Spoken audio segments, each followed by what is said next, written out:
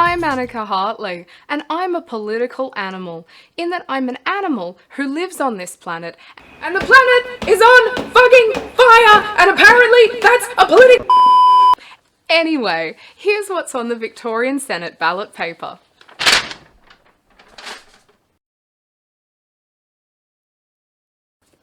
Reason Australia. After 2 mergers and a rebrand, the party comprising Sex, Death and Peloton have come together to present 7 candidates, including Gruen's own Jane Caro. Solid policy bundle, including welfare, climate, arts, education, taxing the church, and a 4-day work week. Just about my top pick this election. Group B, Damien, Richardson and John McBride. That's when good ballot mates become good. No, they're not a good political party. They're not even a political party. Frankly, I don't even know how John the mild-mannered consultant got mixed up in all this. Damien Richardson appears to have lost the plot quite badly and is running on a platform modelled after Trump, something about freedom, and draining the culturally significant Indigenous watercourse. Australian Democrats. My pick for the last election, now with extensive military and defence restructuring policy, are quite worried someone is going to turn Adelaide into the next Chernobyl by bombing the very expensive submarines we don't even have yet. But otherwise, a very strong party with surprising integrity and admirable goals. Liberal/the Nationals. Good old Scummo, the absent parent of the last 4 years who still knows how to show up with an election at the worst possible time, so I can't finish renovating my kitchen before my birthday. And I didn't even get to use a tranche of the mansion expansion grant. Liberal continues to be begrudging on climate change, in bed with big business, and an all-round appropriate insult to the majority of Australia's intelligence. Legalise Cannabis Australia. Chronic pain? Cannabis. Gone to jail? Cannabis. Biofuel? Cannabis. Tasty gruel? Cannabis. No job? Cannabis. In the shop? Cannabis. Need a pun? Cannabis. Vote 1? Cannabis. Sustainable Australia Party. Stop overdevelopment/corruption. The thinking man's fuck off, we're full. Solving world hunger 1 condom at a time. Just because the world is overpopulated doesn't mean Australia has to be. Possibly the canary in the coal mine of an issue we're not willing to confront yet. Australian Values Party. With a name like that, you know you're about to hear some conservative bullshit. He almost had me fooled, but you can see military erotica poster boy and veteran Heston Russell came back from Afghanistan wishing Australia was just a bit more like America. Gingerly pro-life and, if you can't speak English, I don't understand you. Derryn Hinch's Justice Party. Justice! Justice for victims of sexual abuse, animal justice, criminal justice, family justice, justice for more nurses and trains. Hinch continues his crusade for a publicly available sex offender register, and has become an unexpectedly enduring figure in the political landscape, despite being nigh one note. Animal Justice Party.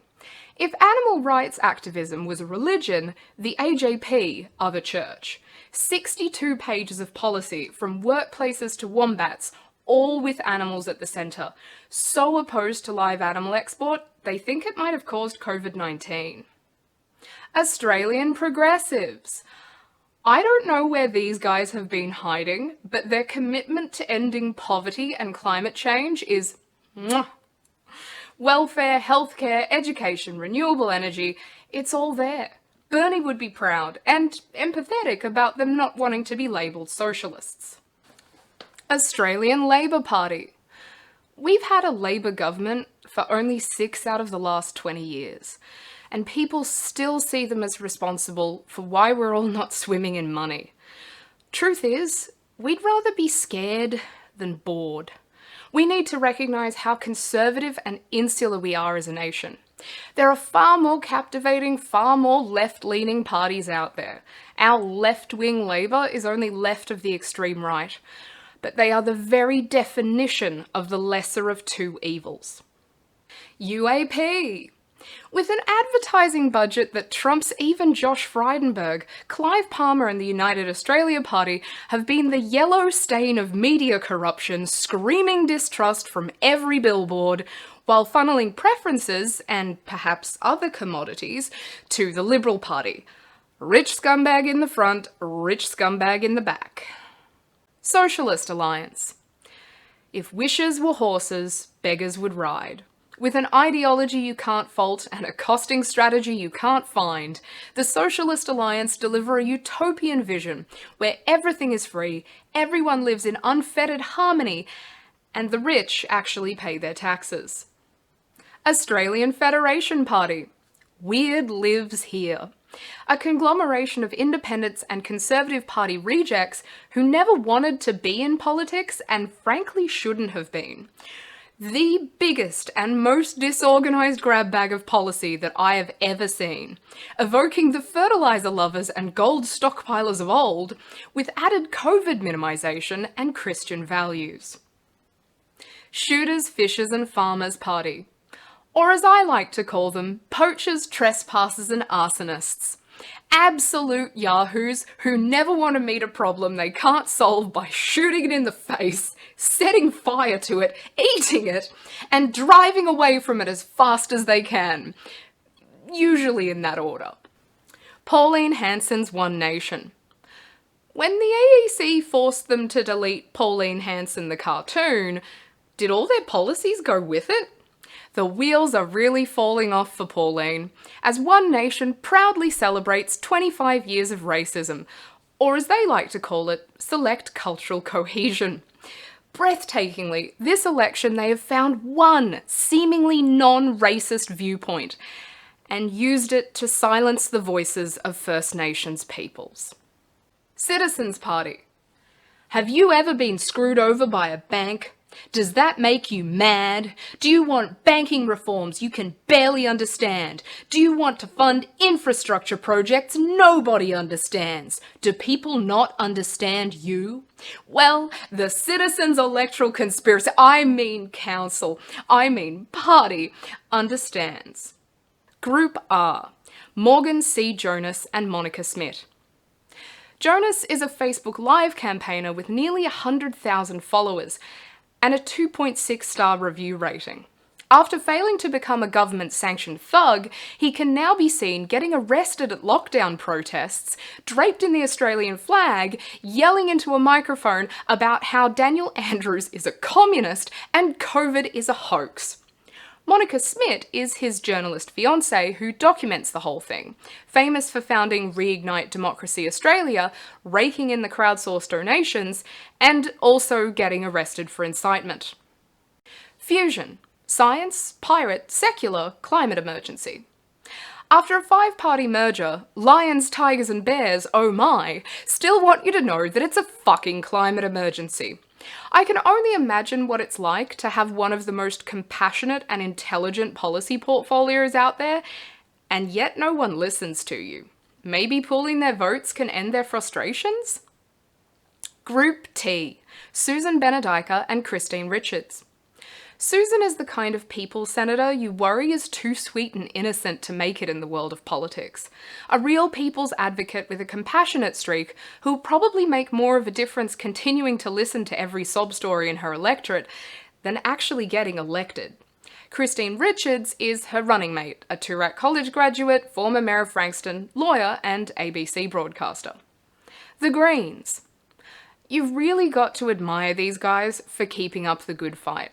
Year on year, their policies are tempered by the fiery hell of media and major party scrutiny. No other party is held to that same standard. And they've grown stronger, more adaptive, and more empirical. I really think they could run the country, and I'd love to see it. Yet we still see them as tea-cozy wearing hippie activists chained to logs, trying to destroy the economy. Grow up. The Great Australian Party. Last election, this party was basically a Facebook page. A bankrupt ex-One Nation senator trying to fight the criminal charges laid against him and buy a sign-written campaign car. This year, they have 26 candidates in 6 out of 8 states. Truly the racist, regressive, treaty and accord-hating, gun-filled fever dream I wish would end. Liberal Democrats. This party has a freedom manifesto. Last election, they wanted to give children guns, and they still won a seat in the Senate. With links to the Liberal Party, UAP, One Nation, the Country Liberals, and ex-Victoria Police, they have fast become a disgusting haven for dangerous reactionaries.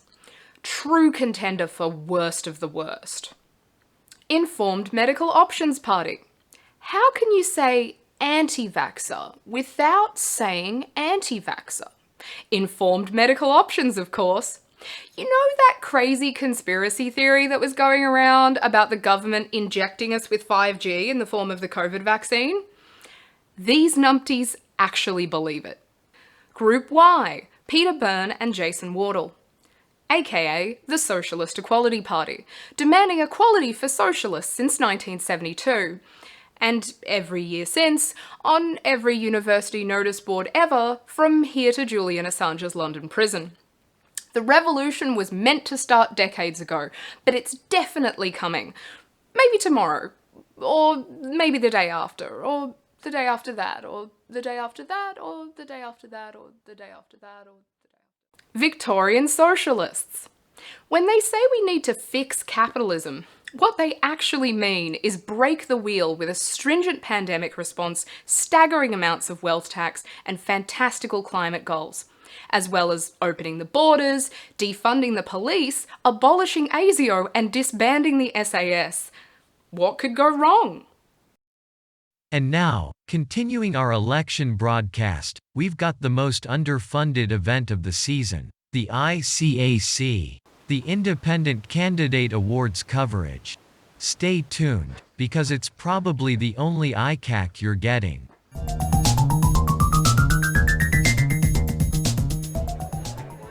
Hello and welcome to the first Triennial Independent Candidate Awards.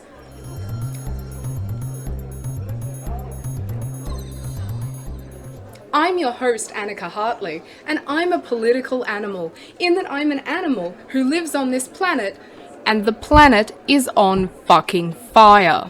I'd like to thank everyone here this evening who is voting for an independent candidate, friends of independent candidates, family members of independent candidates, and yes. So, without further ado, let me present our category contenders and winners. Best website. An often overlooked aspect of political campaigning, especially for independent candidates, we are so privileged to have more than 3 websites to judge this year, including Geraldine Gonsalvez with I Can't Believe It's Not the AEC, Max Dix with Leaving You Alone, and tonight's winner, David John Dillon with We're Giving Away Free Wine. Most mysterious. Whether through their paranoia, misadventure, or complete apathy, these are the candidates who barely exist. James Bond in The Name Is Not Enough, Bernardine Atkinson in One Local Newspaper Interview, and Nat Francesco in a private Facebook page with no acknowledgement of his candidacy whatsoever. Best Rant. Always a hotly contested category, this election has delivered a stellar lineup.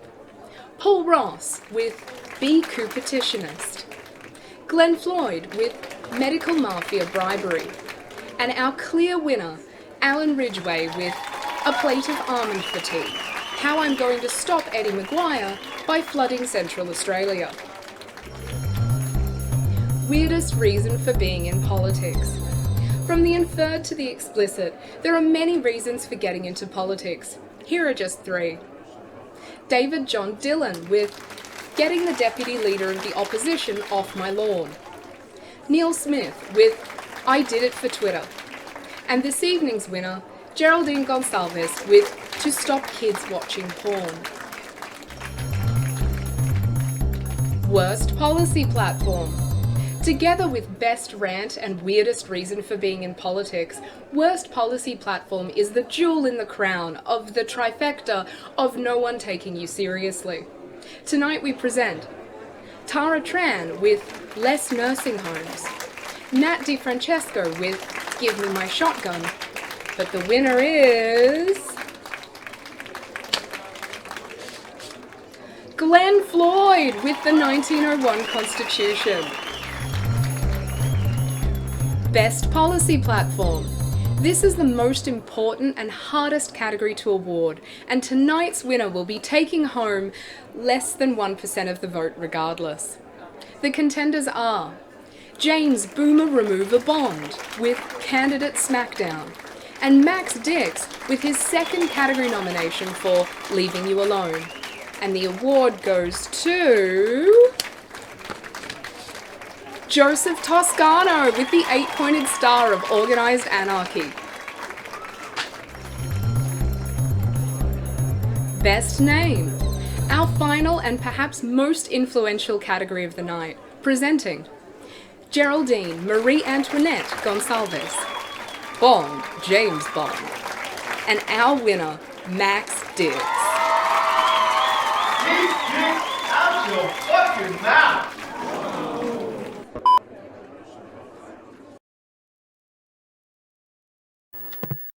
And that's a wrap! I'm Annika Hartley, so if you want more of me, follow my social media. If you want more political commentary, follow this link.